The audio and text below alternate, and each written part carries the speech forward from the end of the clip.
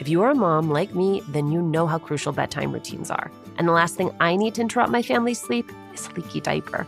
When I put the Pampers Cruisers 360 on my daughters overnight, I'd be confident that diaper woes weren't getting between me and the whole house getting a full night's rest. Pampers Cruisers 360 keep wetness away from skin for up to 12 hours and provide up to 100% leak-proof fit, which means you will not be awake in the middle of the night trying to calm an unhappy kid or cleaning up any midnight messes. The thing is, Pampers are known for their great, dependable quality. They are easy to use with a 360 stretchy waistband you can pull right up on your little wiggly one, and easy tear sides, which mean you can rip, wrap, and roll the diaper to dispose. Pampers are also hypoallergenic and free of elemental chlorine bleaching, parabens, and latex. Your baby deserves that. Having a diaper you can depend on is important, and it's why I've always loved Pampers. Download the Pampers Club app today to start earning rewards with every diaper and wipes purchase. Not to mention, get great parenting content with Pampers Club.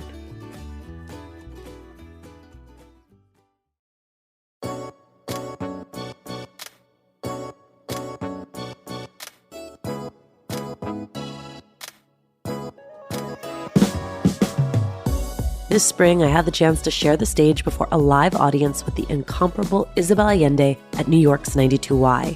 We spoke about her new book, The Wind Knows My Name, migration, grief, and loss, and her reflections on love and sex in her 80s. Here's the conversation.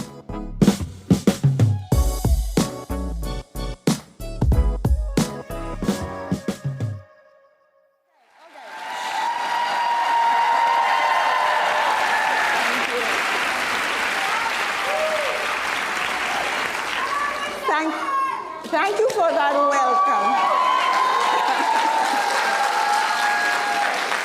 Thank you. My husband is here. Did you hear that, Roger? Pay attention. Can you take me back to the play you saw, Kindertransport, that is the genesis of what would become The Wind Knows My Name? Many years ago here in New York, I saw a play, I think it was called Kindertransport. And it was based on this story, the story of those children that the parents had to send away. The novel begins in 1938 in Austria. The Jewish families were so terrified of the Nazis at that point who were taking over the country. And England accepted 10,000 kids who were to travel alone without the families. And 10,000 families sent their kids alone to a foreign country without knowing who would receive them. And so when in 2018, 2019, we saw in the press the horrible situation of the families being separated at the border as a government policy to deter people from coming to the United States, it reminded me of the play. And I'm a mother and a grandmother. Would I do that? Would I send my child alone? What would happen if I was separated from my kid? It would be just devastating. So putting the two stories together with 80 years in between was like the natural way of organizing the novel. And you acknowledge that it's even those two incidents are not the only time in history that not this at all. happened. Because think of the times of slavery when they could take away the child from a mother's arm and sell it away to somebody else.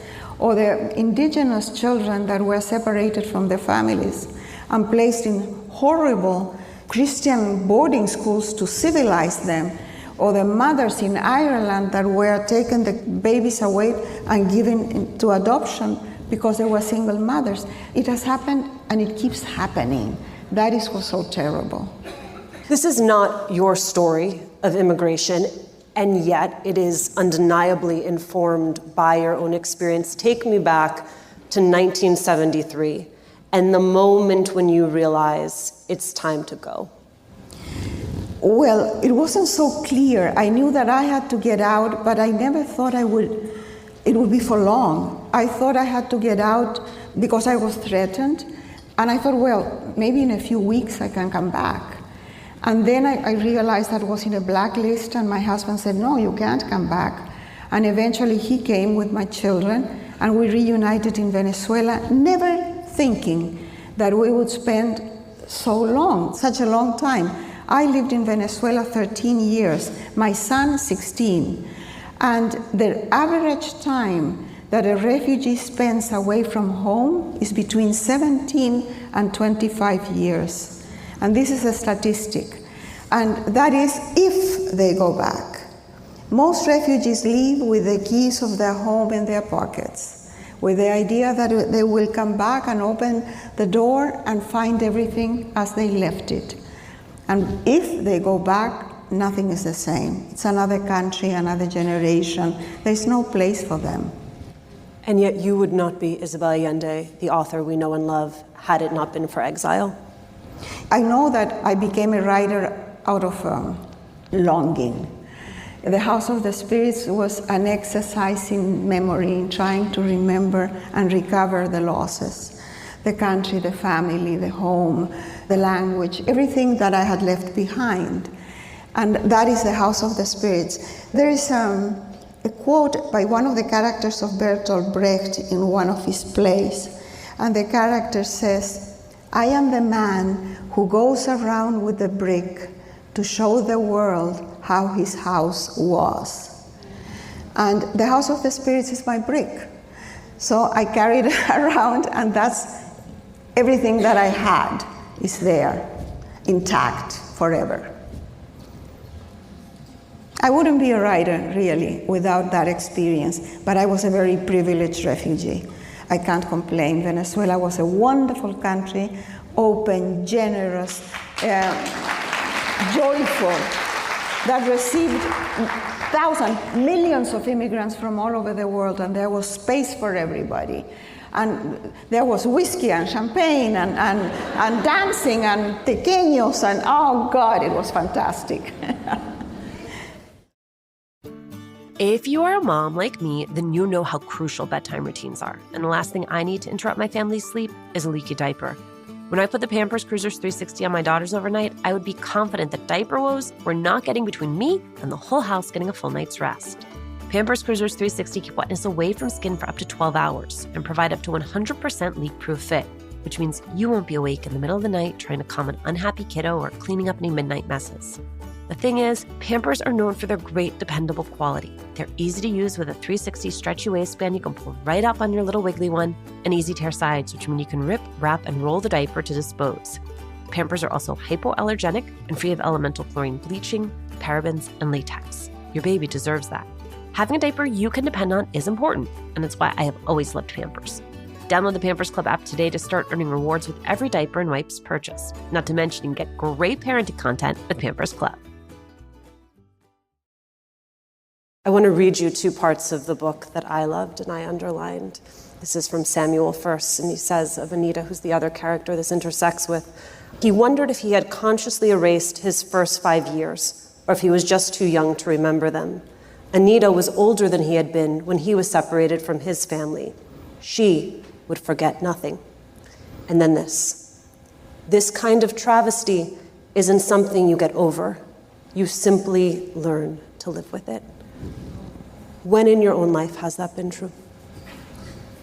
When my daughter died. When my daughter died, I think that any mother feels that you want to die with her, you want to go with her. And then, writing a book about it helped me because it helped me to organize everything. And you learn to live with it, and it never goes away. The pain is under the skin forever. And it's fine, you live with it. And the pain becomes a sweet pain. It's like tenderness, that it sort of hurts and at the same time you don't want to let go of it. And writing the book allowed me to understand, accept what had happened, and live with it. I don't think I would have been able to do it without that. And I get messages every week. This happened 30 years ago. I get messages every week from people who have a great loss. Maybe it's not a child, but some other losses. We all have losses. And they ask me for advice, and I cannot give advice because everybody mourns in a different way. But the only advice that I can give is get out of yourself, because grief closes us. We become like tight inside. The grief stays there like a rock. And if we are able to open up and share it and get other people involved, it's much easier. You can live with it.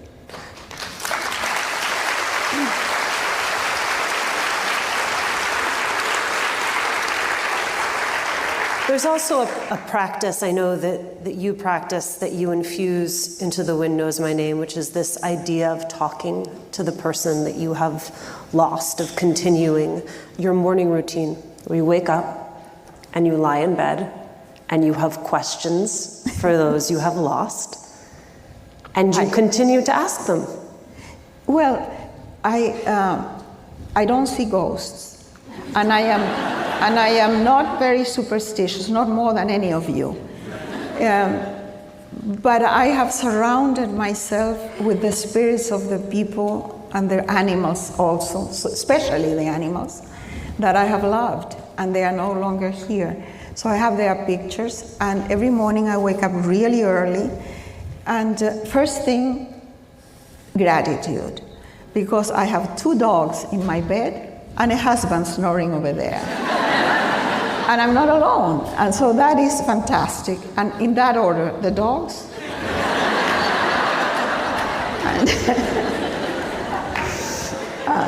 So first is gratitude, and then makeup. I get up and I put on my makeup.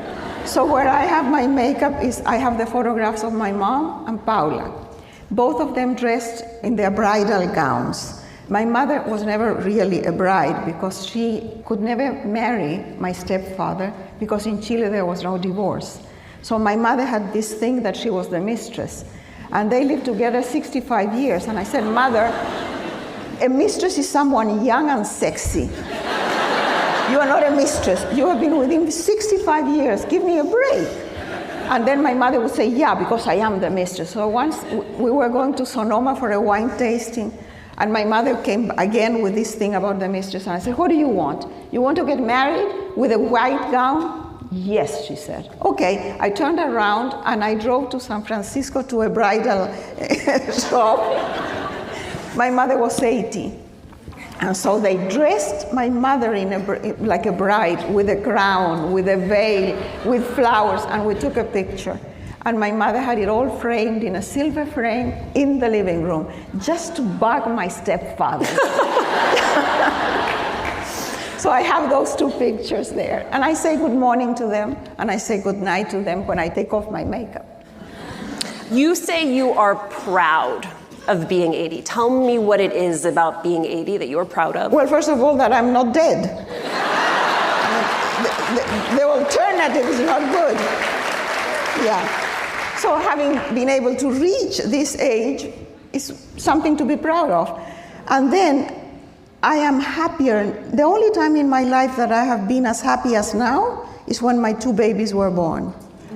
The joy of holding my newborn babies is something that I have never forgotten. I have never forgotten the pain of giving birth either. So now I have that same joy that I had then when they were little. Then they grew up and then I don't like them very much. But when they were little, they were charming. And now I have that, for the first time in my life, a feeling that I am comfortable in my skin, that I am happy with the person I am, that I am grateful for everything I have, and I don't want anything. I don't need anything, I don't want anything. I keep giving everything away and getting rid of stuff. It's not that I'm preparing for the coffin. It's that it doesn't make sense to accumulate stuff. Letting go of grudges, of bad memories, of toxic people, of stuff that I don't want to do, of uncomfortable shoes. Of jewelry that you have to take care of. Oh God, let go. And you don't have to concern yourself with pleasing anyone else. Well, I try to please Roger and the dogs. I want to get there faster, right? Like, I think there are a lot of us who want to get to the point where what we are seeking is not validation from the world. So how do I do that before? It's very hard for young women. Yeah. It's very hard for women in general. We are brought up in a culture where we are supposed to please. and to comply and compromise and say yes. So when you reach my age, you don't give a shit about anything. But did that happen at 80 or did that happen? I mean, it feels as though that has to be a process. Well, of course, everything is a process. People say, well, when you are old, you are wise. If you have been a jerk all your life, why would you be wise when you get old? You will be a most horrible jerk. So you have to prepare for everything in life, and you have to prepare for an old age. And so the process of letting go and accepting oneself and being comfortable with oneself doesn't happen in one day. You build up to that moment, slowly but surely. But I think that one moment for me that was crucial, that changed me completely, was my daughter's death. I turned 50 that year. I suppose that at 50 is like a moment in a woman's life in which she evaluates a lot of stuff. I couldn't because I was caring for Paula. But after that, and I don't know if it's because of age or it was because of what had happened, everything started to change. The process started really then. And it's been a long journey, but a happy one. I have 2 more questions for you before we start taking questions from the audience. To not have published your first novel until you were 40, I used to hear that, you used to hear like, they did this at 40. And when I was 20, I was like, wow, that person was almost dead. Yeah. And then they did something. Yeah. And now that I'm going to be 40 this summer, I feel very differently about that. What would you say to someone my age who feels as though they have not yet begun? Well, I began late to be a writer, but before I had done other things. We think that we need to do something important. We don't need to do anything, we just need to be. And all those years that we think that we are preparing for something, why? You don't have to prepare for anything, just live one day at a time and enjoy the day. I have learned that very late in my life, and I wish I had known that before. I would have enjoyed my life more, way more.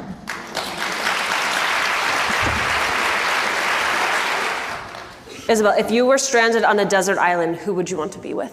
Antonio Banderas.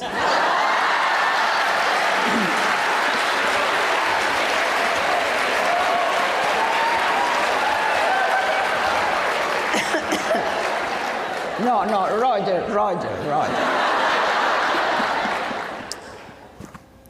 Isabel, knowing what you know now, what besides a pair of keys would you have taken with you back in 1973? In 1973, I took some soil from our garden with the idea that I would plant something somewhere. And I did, I suppose, in Venezuela, but that's a kind of sentimental thing that, I don't know, it's not even worth trying to keep anything. It's just, you leave everything behind, and there's no way. You can carry the keys, you can carry soil, but the truth is that you've lost everything.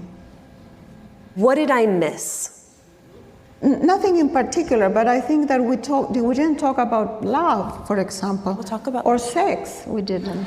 And you write, I mean, who else could manage to weave a love story and sex scenes into a book about child separation, because it's all happening all at once? Well, that's a lot of research.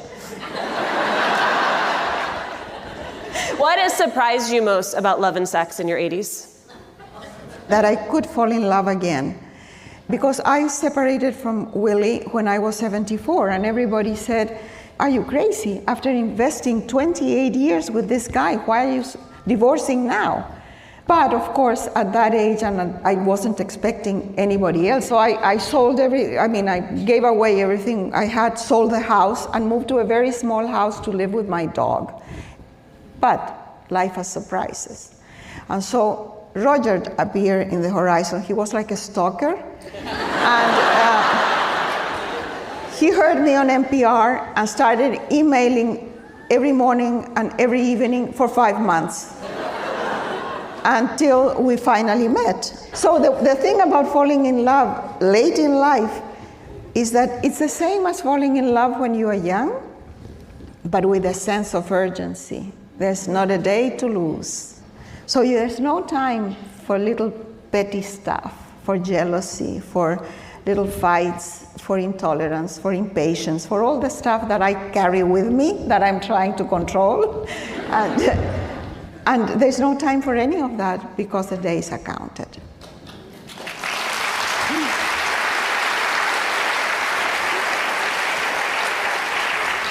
And now I should talk about sex, because you are all asking the question, do you have sex at 80? Well, yes, but I need blueberries for that. These blueberries have marijuana.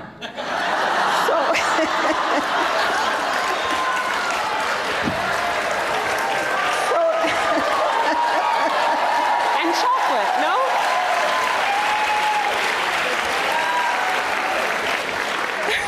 I highly recommend them. I can't let us end on marijuana, so I'm going to ask one more question, and then I'll remind you your books are available in the back. How do you reconcile everything you have lost, your country, your child, with this beautiful, successful, 1 in a million life that you have had? I'm grateful because my life has had a lot of losses and a lot of love. It's been like a roller coaster. What I have learned is to be open to every experience and not be afraid of risk. Just, what's the worst that can happen, for God's sake? Just let it go and be open to whatever can happen. If you don't take the risk, nothing happens. So that I have learned. When you ask about reconciling, sometimes you don't have the choice. And when you have the choice, I always go for the risk, because I don't want a flat life. And that is a perfect note to end on. Ladies and gentlemen. Thank you so much.